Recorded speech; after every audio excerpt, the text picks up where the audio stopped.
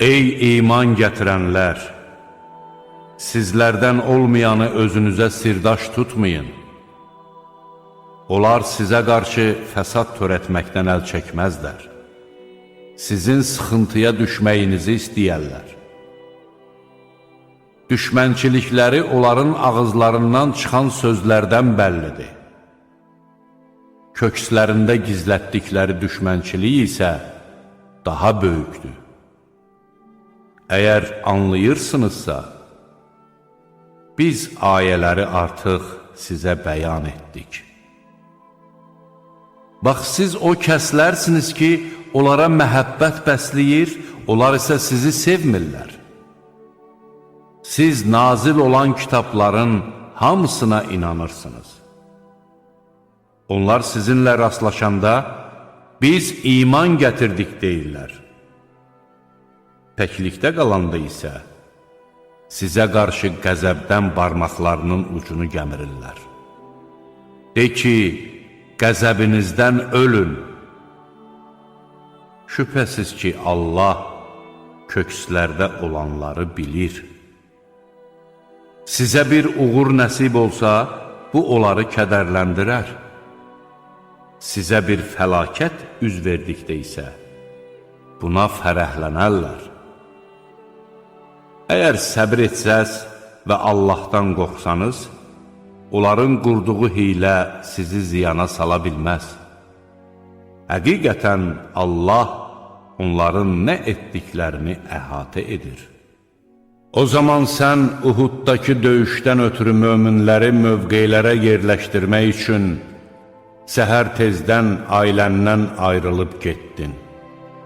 Allah eşidəndir, biləndir. O zaman sizlərdən 2 dəstə ruhdan düşməyə hazır idilər.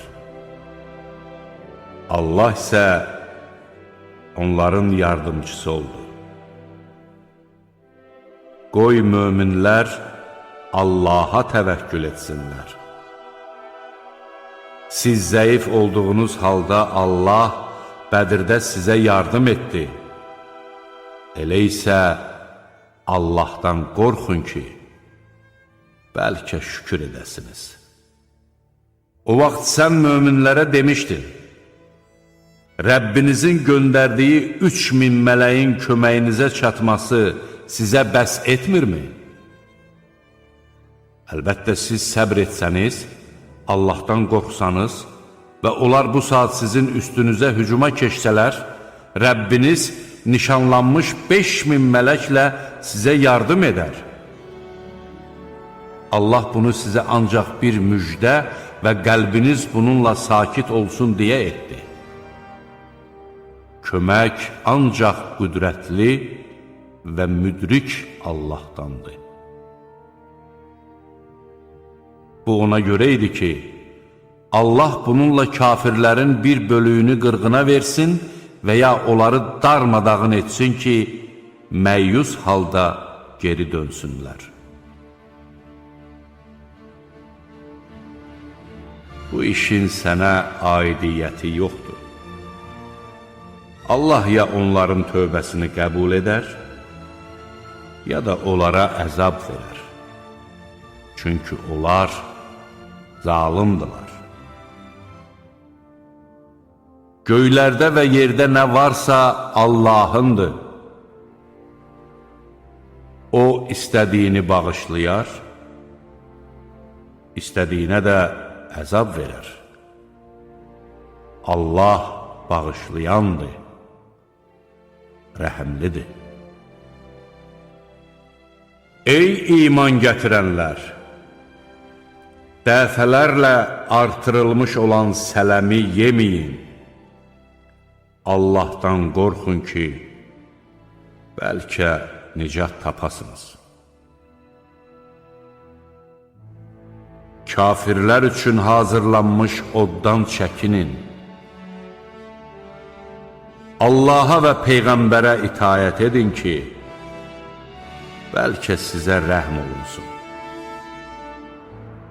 Rəbbiniz tərəfindən bağışlanmağa və müttəqilər üçün hazırlanmış genişliyi göylər və yer qədər olan cənnətə tələsin. O müttəqilər ki, bolluq zamanı da, qıtlıq zamanı da mallarından Allah yolunda xərcləyir, qəzəblərini boğur və insanları bağışlayırlar. Allah yaxşı iş görənləri sevir. O kəslər ki, bir pis iş gördükdə, yaxud özlərinə zülm etdikdə, Allahı xatırlayıb günahlarının bağışlanmasını diləyərlər. Günahları Allahdan başqa kim bağışlaya bilər? Onlar bilə-bilə etdiklərinə görə israr etməzlər.